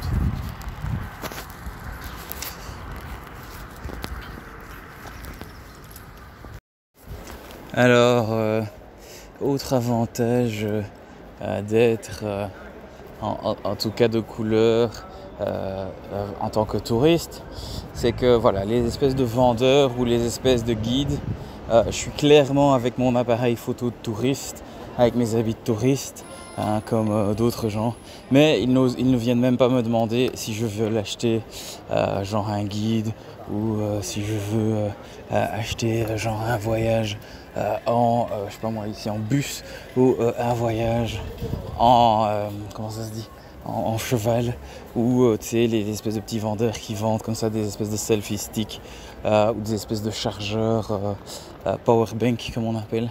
Non, moi ils me laissent tranquille. Donc ça c'est encore un avantage d'être de couleur, c'est fantastique. Sur ce, par contre j'ai quand même envie de faire un petit détail, c'est que ouais non, ça je le ferai après dans une autre, vu que ça n'a rien à voir avec Rome. Mais donc voilà, ça c'est à propos de Rome. You. Ouais, vraiment belle ville. Et donc ce qui est marrant, c'est ouais, la photo là des espèces de blancs là. Oh, putain, pourquoi je dis ça? Mais en tout cas, c'est vieux, je vais dire ça plutôt. Avec le masque quand même très comment on dit ça? Le masque, allez, tu vois, ils ont des masques bizarres qui fait très fantôme de l'opéra comme ça. J'espère que c'est pour le coronavirus. Parce que en fait, sinon, alors, si c'est pas pour le coronavirus, je me suis peut-être foutu de la gueule de gens qui ont une maladie de la peau, quoi, ou du visage, ou je sais pas quoi. J'espère du coup que c'est pas le cas pour mon bien-être à moi-même, parce que si c'est le cas, je me sentirais un peu mal et un peu con aussi. Mais en même temps, ça, je sais que je suis pas, ça peut m'arriver d'être con. Mais donc voilà, je trouve ça assez marrant. Ouais, ensuite ici je suis dans l'espèce de... Je crois que ça devait être l'ancien hippodrome ou quelque chose comme ça. Parce que c'est tout circulaire et en même temps il y a des photos de chevaux partout. C'est pas très loin du Colisée. Et ouais, à côté d'anciennes ruines et tout ça. Où c'était genre... Mais j'ai pas trop compris quoi. Parce que j'avais envie de marcher aujourd'hui, pas envie de faire des trucs de touristes. Enfin, pas des trucs de touristes avec des connaissances et tout ça. Et ouais, franchement... c'est vrai que c'est une belle ville, je crois à mon avis une plus belle ville à marcher autour que vraiment tout étudier. Parce que si on veut tout étudier, à mon avis, il faut habiter ici et rester genre 6 mois et faire genre un truc et l'étudier en détail et puis voir comment ça se relie à l'histoire et tout. Parce qu'en fait, ce qui est très marrant à cette histoire, c'est qu'il y a vraiment plein de trucs différents de différents moments de l'histoire. Parce que bon, Rome, il y a l'Empire romain. Mais ensuite, bon, l'Empire romain, c'est à la période païenne, puis t'as la période chrétienne, et puis t'as la mort de l'Empire romain, et donc t'as tout ce qui vient après. Hein, t'as des trucs qui sont plus moyenâgeux, puis t'as les styles là, post-cortex, néolithique, je sais pas quoi. Je sais que ça n'a rien à voir, mais bon, soit. Puis ouais, t'as plus les trucs un peu plus modernes de la Renaissance, tout ça. Puis à côté de ça, t'as des vrais trucs modernes, des vraies chapelles complètement modernes. Donc ouais, enfin, église vraiment moderne. Donc c'est marrant de voir comment tous ces trucs-là, en fait, se mélangent et il faut faire très attention pour se rendre compte. Ah mais non, mais ça c'est une autre période. Ah non, ça c'est une autre période, ça c'est une autre période. Et en fait, ouais, il y a un profond respect pour des architectes et des créateurs de ce qui est venu avant et de vouloir, j'ai l'impression, créer, ou en tout cas si tu fais un truc qui est nouveau, quoi que ce soit, de respecter la tradition d'avant pour que ça reste plus ou moins une ville stable et qui a de la logique. Et donc voilà, maintenant par exemple je dis tout ça et voilà, ici je tombe sur une sorte de statue du pape Jean-Paul II qui est là. C'est genre le pape Jean-Paul II, c'est maintenant quoi. Mais genre juste en dessous de la statue, t'as des espèces de trucs qui font quand même vachement penser à tout ce qui est païen, mais c'est plus genre des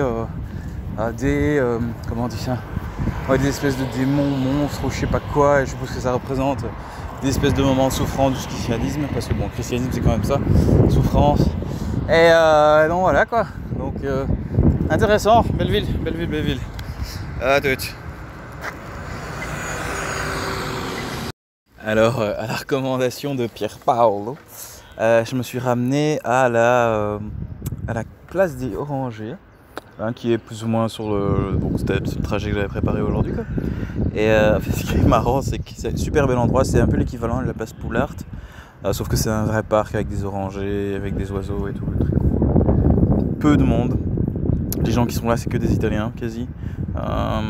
Des couples qui s'embrassent, des vieux Chinois qui font du tai chi, des jeunes Italiens hipsters qui font du yoga. Et puis, bien sûr, le plus beau, c'est un Italien avec sa guitare et il fait toutes des chansons pop en mode, mais avec des paroles italiennes, tu vois. Donc là, il fait Falling in Love with You. Je sais pas si vous entendez. Ouais, probablement non, vous entendez plutôt les gens qui marchent à côté de moi. Mais donc là il fait I was meant to only fools rush it, but I can't help falling in love with you. Ce morceau là. Et de le faire en mode italien, en mode hyper lent, en mode je mets tout mon âme dedans. Je sais pas, je vais pas lui donner quelque chose que ça crée pour l'ambiance. Et donc je disais, c'est l'équivalent de la place Poulart. Et donc on voit un peu toute la ville. Alors, je ne suis pas encore allé regarder parce que je me dis tiens, je vais le faire en deux parties. D'abord l'avant, la belle vue, et puis je vais le faire après. Donc maintenant, c'est le moment où... Ah non, il le fait quand même en anglais. Je viens d'entendre Falling in Love with You. Parce que les autres morceaux là qu'il a fait avant, il avait fait quoi? Il avait fait Summertime. Il avait fait... je tombe jamais sur le morceau je tombe jamais sur le nom de ce morceau. Soit il a fait des morceaux un peu pop. Donc maintenant je vais aller regarder, voir la belle vue, puis je ferai mon reportage. Bon me voilà, la belle vue, et en fait c'est sympa parce que en bas il y a genre la rivière, dont bien sûr je ne sais toujours pas le nom. Et on va dire que c'est la Roma. Je me trompe complètement. Et ouais, en fait c'est sympa parce que t'as vraiment une grosse vue de toute la ville, quoi. Donc à droite il y a un peu il y a des gros buildings, bien sûr j'en connais aucun. Le seul truc que je reconnais, c'est là où je suis allé, c'est la basilique Saint-Pierre, bien sûr. Donc c'est le Vatican, là, c'est direct en face en fait. Ensuite oui, tous les autres bâtiments je les connais peut-être pas forcément. C'est ma première fois en même temps à Rome, je vais pas faire genre je connais. Mais non, apparemment c'est pas ma première fois. Ma mère me dit qu'on est déjà allé au Vatican quand j'étais très très jeune. Donc voilà, c'est marrant d'y retourner seul, avec ou sans coronavirus. Petit détail important, j'ai vu le guitariste et chanteur en question, que vous entendez peut-être mieux maintenant. Je l'ai entendu se moucher En plus il se lavait les mains sur son nez et tout pour enlever tout ce qui est crasse. Donc on peut partir du principe qu'il est coronavirusé. Je vais quand même donner 1 euro parce que voilà. Mais c'est genre je vais garder mes distances en le donnant quoi. Parce que j'ai quand même peur du coronavirus. Même si je l'ai peut-être déjà, soyons clairs. Je l'ai peut-être déjà. Mais bon voilà, c'est sympa. Toujours des couples en train de s'embrasser derrière moi. Les hipsters yoga ont fini. Et les Chinois là maintenant ils discutent. Donc ouais, cool endroit, cool place. Je vous recommande. C'est un endroit sympa je crois pour manger son petit creux, boire un peu de la bouffe. Et ouais, autre détail important, c'est en fait toutes ces espèces de maisons comme ça que j'ai un peu photographié, que je vais peut-être montrer parce que en fait, tout le long du chemin il y a quand même des maisons. Moi je me disais tiens c'est quoi, c'est pour les touristes parce que c'est quand même beau et tout. Mais en fait il y a vraiment des gens qui habitent, donc t'as des sonnettes et tout, et il y a vraiment des gens qui habitent là. Je me dis que ça doit coûter méga cher parce que c'est clairement au centre, à l'endroit le plus beau, ou en tout cas un endroit très beau de la ville, pas tellement chargé, pas tellement de monde. Juste des touristes qui passent. Mais en même temps, bon, à Bruxelles, les zones de touristes, il y a des gens qui habitent aussi, mais c'est pas comme ici, quoi. Il y a plus d'espace, c'est plus espacé, ça respire plus ici. Donc voilà, la place des Orangers. Je crois que je vais rester ici, lire un peu. C'est cool comme endroit. À tout.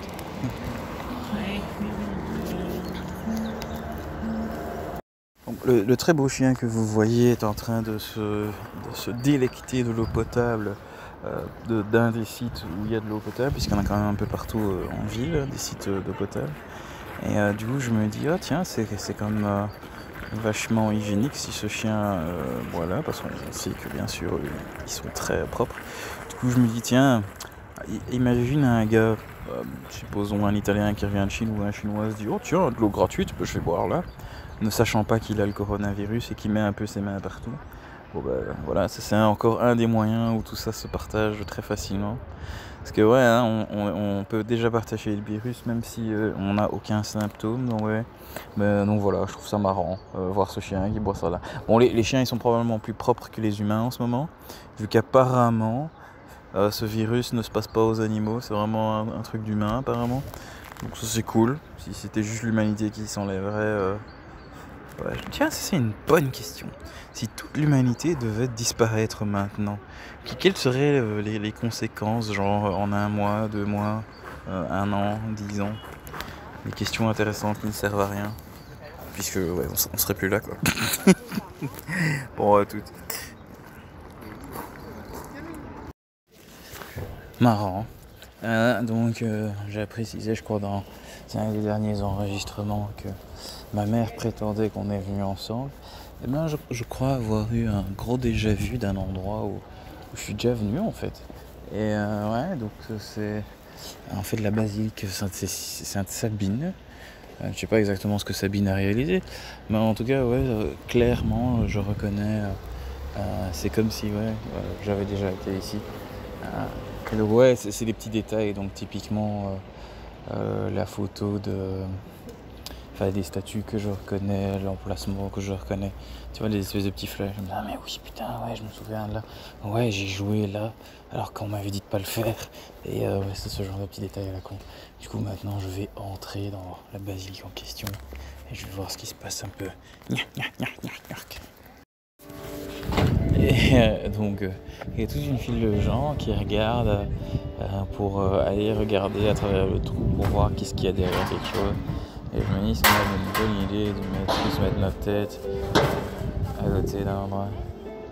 Et bien sûr, la bande son, je sais pas si vous l'entendez, The Stairway to Heaven, joué par un guitariste sur le côté.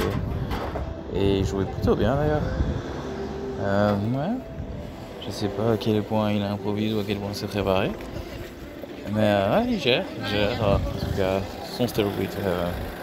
Et en effet, c'est sûr que mourir du coronavirus, c'est clairement un escalier vers l'issue. Alors voilà, je suis quand même un sucker, je vais lui donner aussi quelque chose. Bon, à toutes.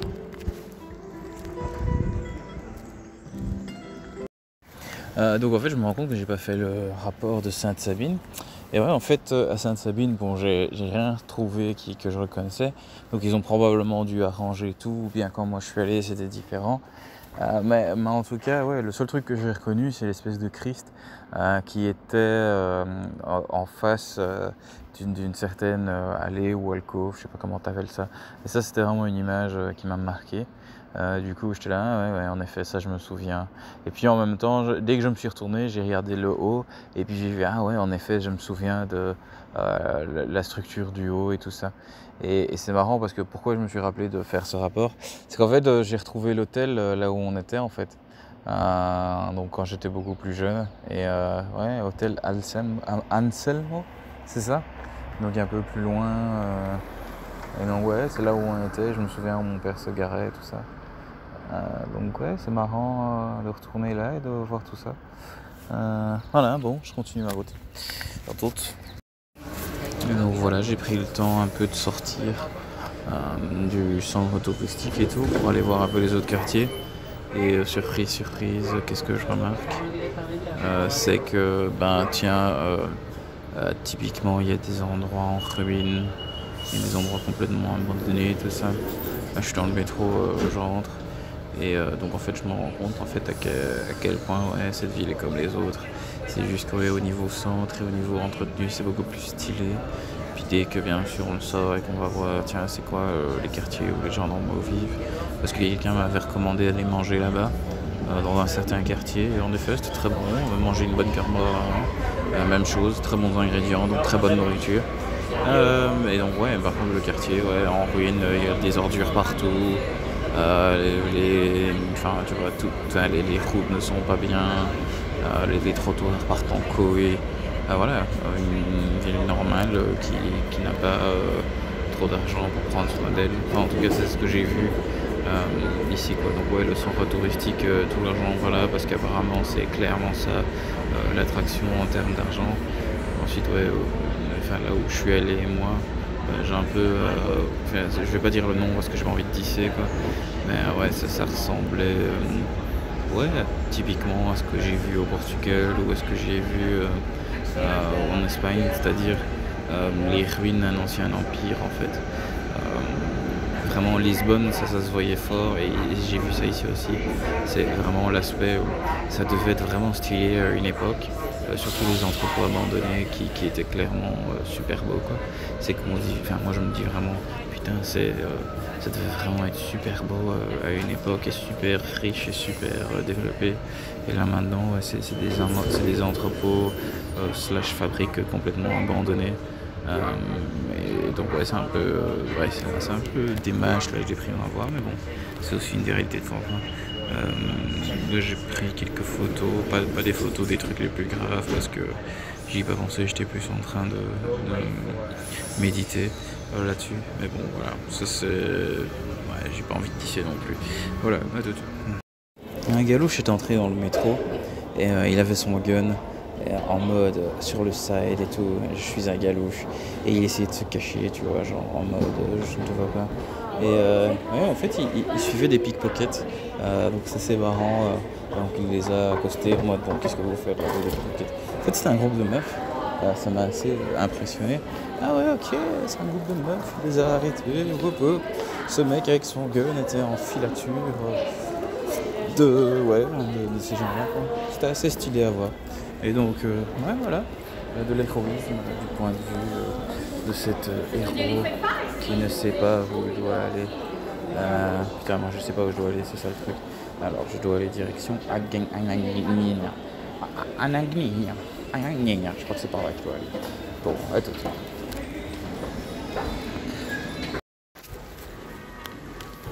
Alors, dans la saga Les gens en couleur, il y avait un monsieur de couleur jaune qui est entré dans le métro. Il s'est fait plus ou moins engueuler par un groupe de vieilles femmes, genre, bon moi je parle pas italien, mais du ton c'était clairement mais qu'est-ce que tu fous là, casse-toi, ne t'approche pas de moi. Donc quelque chose genre et puis genre elles se déplaçaient quoi. Et puis elles se sont déplacées de ce monsieur en jaune quoi. Bon voilà. C'est le genre de truc intéressant que je viens d'observer. Et je ne suis là que 2 jours. Hein. Je suis pas là longtemps. Alors, ce qui est très marrant, c'est qu'elle regarde de mon côté. Et donc moi bien sûr je montre mon appareil photo et je leur fais un grand sourire et ça se voit qu'elles étaient prêtes et puis ensuite elles sont là, ouais, elles se sont tues. Donc ouais, c'est marrant. Je suppose que c'est un autre aspect de l'Italie que voilà. Enfin bon, je savais, j'étais prévenu avant d'arriver ici, mais c'est juste ouais, comique. Et d'ailleurs, soyons clairs, c'est pas tout le monde. Il y a des gens extrêmement sympas ici aussi qui ont pris le temps de m'aider et tout ça. Donc encore une fois, c'est juste, je me disais tiens, quand est-ce que je vais voir ce racisme ouvert et tout j'attends, mais oh non, zut alors. Rome est devenue une capitale comme les autres, multiculturelle et tout, prête et ouverte au monde. Eh ben non, je l'ai vu quand même. C'était donc ici, du racisme ouvert. Peut-être pas direct envers moi, hein, mais d'abord envers ce jaune. Et puis ça allait venir vers moi, et puis j'ai utilisé mon gros sourire de gars heureux. Hein, c'est une superbe défense, je vous le conseille. Et puis là, ces gens, on va pas gueuler sur lui, il a l'air sympa. Donc voilà. Et puis avec l'appareil photo, bien sûr, montrant clairement non, je ne suis pas un immigrant, je suis venu visiter votre belle capitale. Mais bon, soit, elles sont parties quand même. Donc aller ailleurs dans le métro, voilà, c'est le genre de truc marrant, bien sûr à noter. Voilà, et à tout. Hein. Vous voyez ce moment un peu bizarre où il y a un gars en face, enfin devant vous, environ à 3-4 mètres, et il éternue.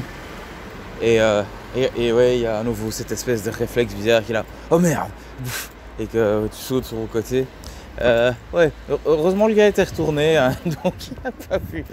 Mais il est revenu.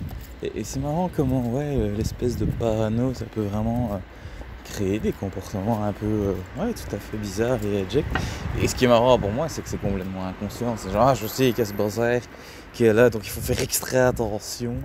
En fait, je pourrais simplement rester chez moi, ne plus sortir, ne plus rien vivre, quoi que ce soit. Mais je me dis non, je sors. Enfin bon, il y a une raison très simple, j'ai faim. Et donc voilà, je vais voir un peu, je fais le tour du quartier, voir ce qui est ouvert. Il est quoi, il est 8h. Donc il devait y avoir un bon resto ouvert quelque part. Donc voilà, hein, c'est ça, dans la vie parfois. Il faut risquer de se faire attaquer par un gars qui éternue hein, pour survivre ou pas survivre. Ça c'est la question hein, que se pose ce type là. Et en tout cas, voilà, je vous souhaite une bonne soirée. En tout cas, je me la souhaite aussi. Par contre, là tout de suite, j'ai toussé. Alors, j'ai fait quelques recherches. Donc, en fait, les symptômes ils commencent à apparaître après 2 semaines. Donc, ça veut dire qu'en fait, j'ai été infecté à l'avance. Il n'y a pas moyen que ça se développe si vite. Surtout que j'ai bien fait attention, me laver les mains, tout ça. De ne pas en mettre mes mains sur le visage, blablabla, parce qu'il ne faut pas. Donc, en fait, ça veut dire que je l'avais déjà à l'avance. Donc Bruxelles, soi-disant, qui est sûr. Et j'avais la discussion, je sais plus exactement avec qui. Enfin, je sais avec qui, mais j'ai pas envie de dire. Et donc cette personne, en gros, elle disait, ouais, mais en fait, il y a des, c'est sous-reporté en fait le coronavirus. Vu que ça ressemble tellement à autre chose, t'as juste des éternuements ou t'as juste une toux ou quoi que ce soit. Bah, en fait, la plupart des gens, ils disent pas, oui, j'ai une toux ou j'ai pas, blablabla. Et donc, l'évaluation, par exemple, sur base de la Chine, ils disent que en Chine, c'était genre, il n'y a que 40% qui ont le truc, qui vont littéralement dire, ah oui, moi j'ai ce truc, ou pas, quoi. Alors, ça veut rien dire, bon, mais, ah tiens, ici, ça a l'air pas mal. Enfin, regardez les prix, hein, d'abord. Ouais. Enfin, ouais, donc, ouais, je vais peut-être finir d'abord ceci. Mais ouais, donc, typiquement, c'est, donc, en fait, c'est sous-représenté. Et donc, en Chine, c'est genre, c'est entre 40 et 50% qu'on évalue les gens qui ont vraiment été testés, en fait. Donc, qui ont vraiment été confirmés. Donc, ça veut dire qu'il y a 50% des gens qui ne le sont pas. Donc, en Belgique, je crois, c'est 70 cas. Donc, selon ces petites mathématiques, ce serait alors... tout à coup direct 140, 170 cas, je suppose dans la capitale là où il y a peut-être plus de monde. Et donc peut-être que, bon, vu que ça va vite, c'est sûr que il y a moyen d'être catché très vite et tout ça. Vu que moi je suis quelqu'un qui sort beaucoup, non c'est faux. Mais bon voilà. Ou bien, et puis bon j'oublie peut-être le truc essentiel, j'ai juste toussé, ça peut vouloir dire plein de trucs. C'est peut-être parce que la chambre de l'hôtel est quand même assez peu humide. Elle est quand même très sèche, donc à ce niveau-là, un peu froide aussi. Donc à ce niveau-là, bon, c'est peut-être ça aussi. Je fais une petite sieste tout de suite. Puis ensuite, bon, ça veut rien dire, hein, on verra. Peut-être que je vais mourir bientôt et je devrais dire au revoir à la vie après tout ce que j'ai vécu et dire au revoir à tout ce que j'aurais pu vivre et me dire oh non, merde, pourquoi est-ce que je suis venu à Rome? J'aurais jamais dû venir voir cette belle ville avec la lune qui regarde en haut. Oui, en effet. C'est sûr que si on vit comme ça, ouais, on vit longtemps, mais quel genre de vie est-ce qu'on vit? C'est une question très importante à se poser. Et puis ensuite, bon, soit je suis pas en train de dire ceci est meilleur ou ceci est d'autre, je dis juste voilà les genres de choix que moi je fais à ce niveau-là. C'est de vivre, je veux vivre. Il y avait un morceau comme ça, je sais plus exactement c'était qui. Je veux vivre. Mais bon, voilà, ça veut rien dire. Chaque personne en âme et conscience fait les choix qu'il a envie de faire, sachant qui ou qui il n'est pas. Et donc c'est assez marrant parce que là je fais le tour d'un parc ce qui est drôle c'est qu'il y a plein de monde comme ça qui regarde et en fait c'est marrant comment une fois qu'il fait nuit et que t'as plein de gens louches, tout à coup c'est genre oh mon dieu c'est la même ville, c'est le même quartier. En fait oui, c'est le même quartier. C'est juste que oui, c'est différent, il y a d'autres gens. Bon ça va, moi j'ai plus l'habitude de ce genre d'ambiance. Même si Bruxelles n'est plus comme ce genre d'ambiance là, c'est plus mon ambiance, ce à quoi je suis habitué pour ainsi dire. Mais bon voilà, hein, c'est pas grave. Donc voilà, je cherche toujours à manger, dès que je trouve, peut-être que je ferai un rapport, peut-être pas, j'ai oublié de faire les derniers. Donc voilà, à tout. Super soleil, premier commentaire pour quand je pars, donc c'est le matin. Je vais tranquillement faire un petit tour avant ensuite de prendre, je crois, le train ou un bus ou quoi de Termini vers l'aéroport. Je fais un petit sandwich utilisant les ingrédients d'un supermarché local. Très bon, vraiment très très bon. Et donc pour le coup, il y a un chien qui aboie.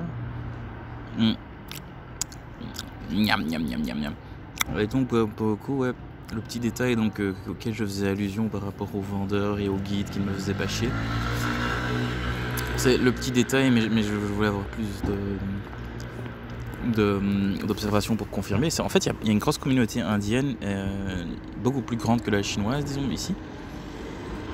Et en fait, ce qui est marrant, c'est que les Indiens / Népalais, eux, ils s'en foutent, tu vois. Eux, ils viennent et ils me voient avec mon appareil photo, donc ils veulent me vendre.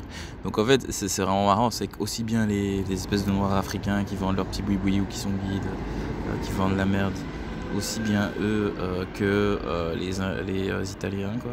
Eux, c'est genre, non, c'est ouais, laisse tomber, on lui plaît pas. Par contre, les Indiens, ouais, eux... ils disent bonjour, ils testent, ils disent bonjour, ils testent, ils viennent vendre, ils viennent essayer. C'est marrant parce que la première pensée que j'ai eue, c'était...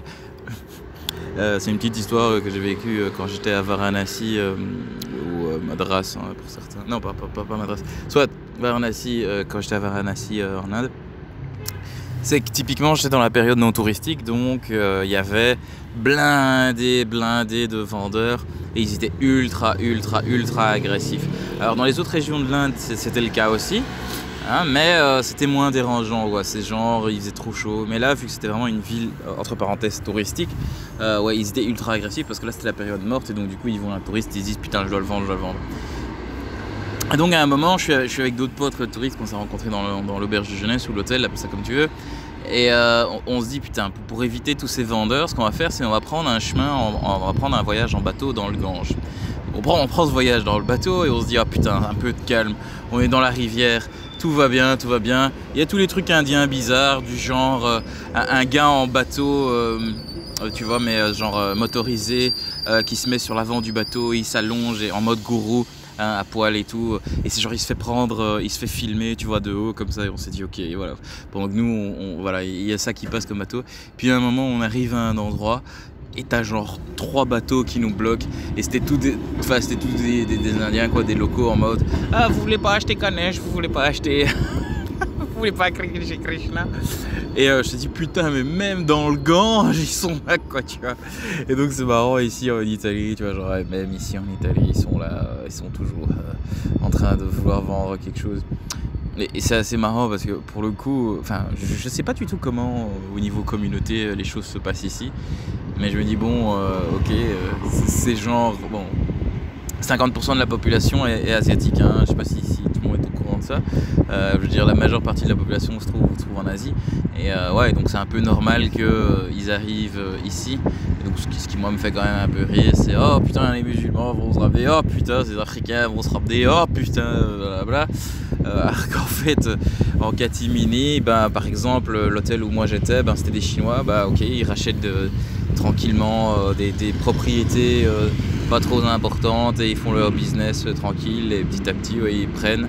Alors oui, ils sont pas aussi, j'ai envie de dire, vocaux que nos amis, nos frères musulmans dans leurs croyances et dans leurs revendications et tout ça.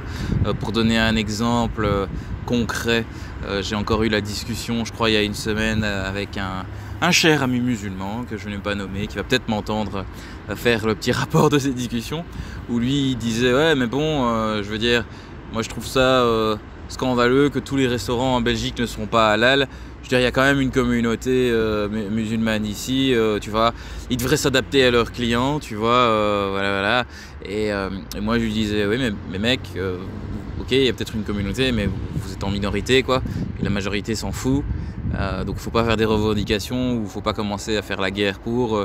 Je dis oui, les juifs pourraient aussi demander à faire des trucs cachers ou d'autres trucs, quoi. Tu vois, tout le monde pourrait faire ses revendications et ça. Et lui il était non mais c'est obligé, bla bla.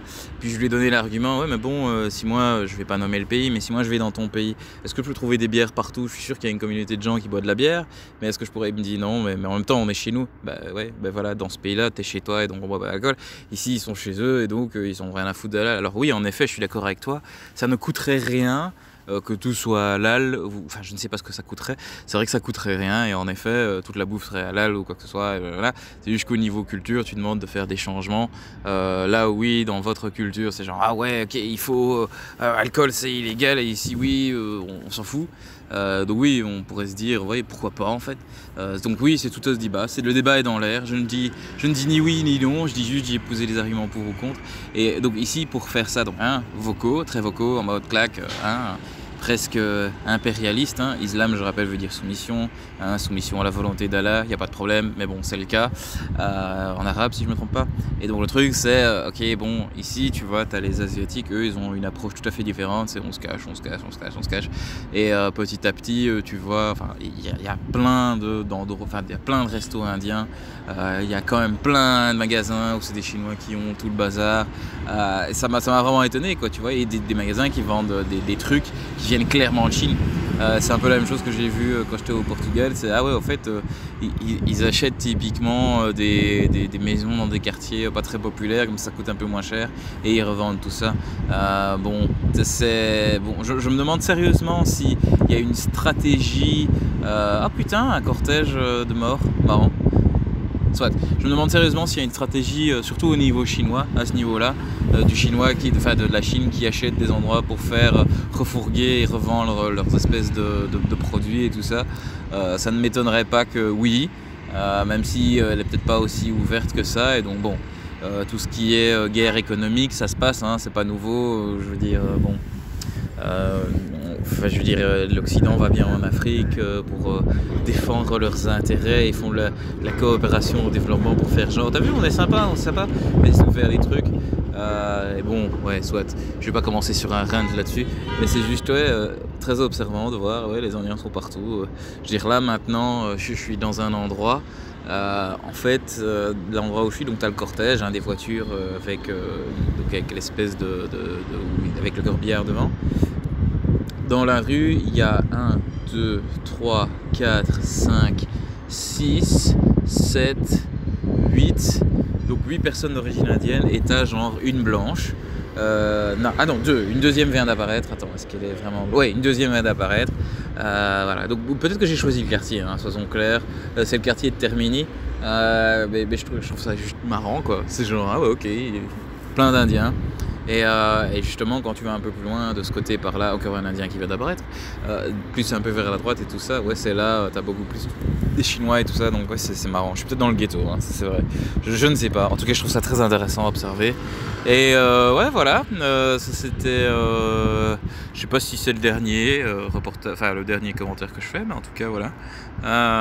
Mon voyage à Rome, quoi, où j'ai attrapé le coronavirus et où je me permets sur YouTube de faire sur Facebook de faire plein de blagues à la con là-dessus. Je ne sais pas laquelle je vais faire aujourd'hui. J'ai pris une photo de moi qui boit une Corona, donc à mon avis ce sera une blague autour de ça. Ouais, ben voilà. Et puis pour le reste du temps, ouais, je vais faire des blagues autour du coronavirus, me transformer en zombie ou en loup-garou ou je sais pas, ou en vampire ou quoi que ce soit. Parce que voilà, hein, le coronavirus, il y a tellement de trucs, il y a tellement de peur derrière. Je me dis bah ok, viens, on va rider la wave, on va en ajouter plus. Du genre François devient vampire, c'est quand même cool. Bon, sur ce, à toutes, hein, youp. Bon, j'ai finalement pris le bus, ça coûte quand même la moitié du prix que le train coûte.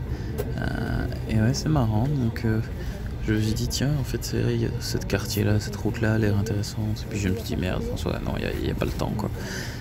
Parce que fondamentalement, j'ai mon avion tout à l'heure, donc je me dis, et j'aime pas trop courir, je préfère y aller calmement.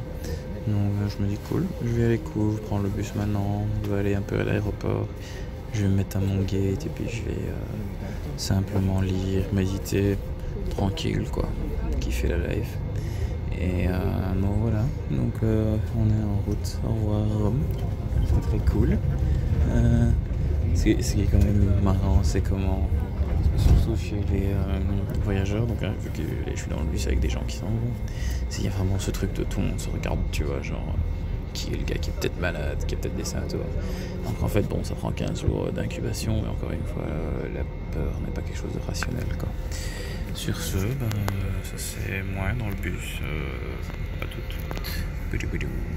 Alors voici le dernier commentaire que je fais post. C'est marrant parce que j'ai fait quelques petites blagues autour du coronavirus et j'ai reçu des retours assez négatifs à ce niveau-là et en même temps assez positifs à ce niveau-là. Je crois que ça ne va pas déranger Elias si je dis la phrase que lui m'a racontée suite à tout ça. Puis je vais en dire d'autres aussi. C'est que en fait, il a dit quelque chose d'intéressant. C'est il m'a dit en fait, tu sais ce qui fait chier à la plupart des gens, François, avec toi et comment tu te comportes, c'est qu'en fait les gens ils aimeraient pouvoir être aussi cool que toi face à tout ce problème, tu vois. Parce que clairement, ok, tu sais, et puis t'es responsable et t'en parles, mais t'essaies de dédramatiser, faire des blagues là-dessus, essayer de garder une légèreté, alors que pour eux, ils sont devant une grosse panique, devant un truc qui est ultra dingue, qui peut tuer plein de vieux, toute ma famille. Et d'ailleurs, soyons clairs, mon père a 80 ans, ma mère en a 66, je crois. 60, non, pas 67, pardon. Et donc le truc c'est que voilà, mais mes parents, c'est clair, ce sont les premiers touchés. Moi je leur ai clairement dit non, je viens pas vous voir et isolez-vous. Et donc voilà, moi je sors pas, je suis sorti pour un truc ou deux trucs, faire mes courses et puis voilà quoi. Et le fait ouais, d'être rentré. Et donc encore une fois, c'est pas parce qu'on n'est pas responsable ou irresponsable qu'on peut pas rire ou qu'on peut pas ou qu'on doit prendre les choses au sérieux. Voilà. Un autre commentaire que j'ai envie de dire, c'est bon, le rôle des médias dans tout ça. Clairement, quand on ne sait pas, il vaut mieux dire on ne sait pas. Et plutôt que tout le temps en parler, vraiment faire peur à tout le monde et tout ça. Ouais, je sais pas c'est quoi la solution exactement. En tout cas, ce que moi j'observe, c'est qu'il y a très peu de rationnel. Un point positif, bon, ça c'est un point négatif pour les autres, mais un point positif, c'est que quelque part, il y en a qui disent oui, là on va voir le pire de l'humanité dans les jours qui suivent. Moi justement, je trouve que c'est pas mal de voir un peu le côté obscur des choses, parce que là on voit exactement tout le potentiel de l'humanité. On n'est pas que juste des bons êtres, on est aussi des êtres négatifs. Et justement, pouvoir regarder dans l'obscurité et regarder l'obscurité en face, voir ce qu'elle est, ça nous permet de mieux vivre avec qui on est. Et donc moi je me dis c'est quand même quelque chose de plutôt positif. Et donc moi j'ai envie de dire merci coronavirus. Tu vas nous permettre de faire un reality check sur qui on est, sur comment on fonctionne, et puis qui sait, de nous permettre en gros d'aller dans une certaine direction. Parce que bon, il y a voilà, il y a le truc d'Israël où ils créent des camps de concentration en mode vous entrez dans notre pays, on vous met en isolation pendant 2 semaines, tu vois. Et où t'as des autres gens qui disent oui, bravo, c'est exactement ce qui tout devrait être fait. Moi, je vois ça, je me dis ah ouais, ok, on est en train de parler de priver les gens de leur liberté, tout ça à cause d'un truc qui est ok plus contagieux que la grippe et qui tue beaucoup plus que la grippe, hein. Je crois que le taux de mortalité est 2 fois plus grand que celle de la grippe et c'est surtout que pour les vieux ou les gens fragilisés. Donc oui, ok, oui, tout à fait, vous avez raison, c'est plus contagieux et c'est plus voilà, ok, et c'est plus mortel. Ensuite, aller avoir des discussions sur le fait que oui, on devrait typiquement checker les gens tout le temps, à n'importe quel moment, quand ils rentrent, quand ils sortent et tout ça. Ça, c'est le genre de discussion qui se passe, de gens qui sont complètement apeurés. Et puis bon, à qui ça va être le bénéfice encore une fois? Faut se poser ce genre de questions-là. Qui laisse faire, qui ne laisse pas faire, qui prend des décisions rationnelles, qui pas. Je pourrais vous faire tout un rant et donner toute mon opinion là-dessus, mais fondamentalement, je vous invite à le faire vous-même parce que voilà, à un moment, tu sais, quand tu dis des trucs qui sont un peu trop loin de la perception des gens, parce que oui, moi je me permets de penser des trucs qui sont impensables. Quand tu penses des trucs qui sont trop loin de l'opinion normale, bah oui, typiquement, tu es vu comme fou, alors que fondamentalement, tout ce que tu fais, c'est creuser un peu, quoi. Donc voilà, c'est tout ce que je veux dire de mon voyage à Rome. Je vous souhaite une bonne soirée, bonne journée à toutes. Ayez la peur, ressentez votre peur, vivez-la, mais ne vous laissez pas affecter par la peur. Ressentez-la, mais vous ne vous laissez pas affecter. Restez droit, restez des humains droits et vivez dur. Chronique inutile, chronique inutile, chronique inutile, chronique inutile. Je veux dire merci de nous écouter, nous écouter, nous écouter. merci de nous écouter.